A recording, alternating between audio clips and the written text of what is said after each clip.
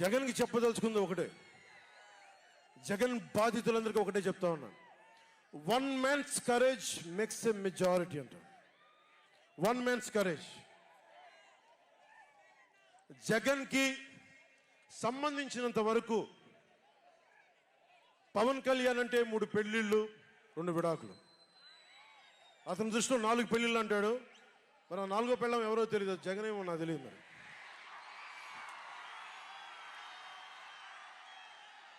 నాకు ఇదే విసుగొస్తుంది. జగన్ లేని 4వ పెళ్ళవుటే నువ్వేరా.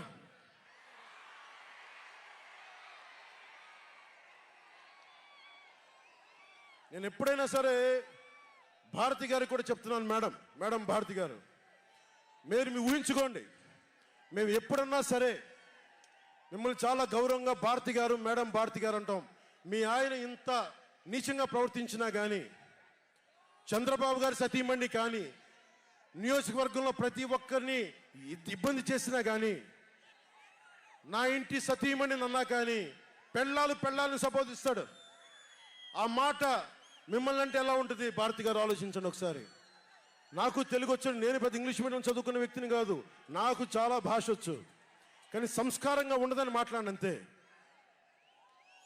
జగన్, నీకు సంబంధించినంత వరకు నేను 3 పెళ్ళిళ్ళు 2 విడాకులు.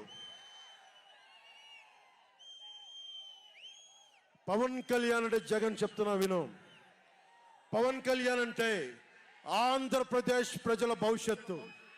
పవన్ కళ్యాణ్ అంటే ఈ దేశపు యువత కాలంలో, పవన్ కళ్యాణ్ అంటే కన్నీళ్లు తుడిచే చెయ్య, పవన్ కళ్యాణ్ అంటే అర్ధరాత్రి పరిగెత్తుకుంటా వచ్చి ప్రాణాపాయంలో ఉన్న 108 అంబులెన్స్, పవన్ కళ్యాణ్ అంటే ఆడబిడ్డలకి రక్షణగా ఉండి చేతికి కట్టే రాఖీ, పవన్ కళ్యాణ్ అంటే పెద్దోళ్ల భుజం మీద ఉన్న కండువ, గర్వంతో ఎగిరే జాతీయ జెండా పవన్ కళ్యాణ్ అంటే. పవన్ కళ్యాణ్ అంటే నిన్ను నట్టేటను ముంచే తుఫాన్, గుర్తుపెట్టుకో. నిన్ను అధాపాతాళానికి తొక్కే వామనుడి పాదం పవన్ కళ్యాణ్ అంటే గుర్తుపెట్టుకో. ఇందాక చెప్పాను కదా, ఒక్కడి 1 man's courage makes a majority అని.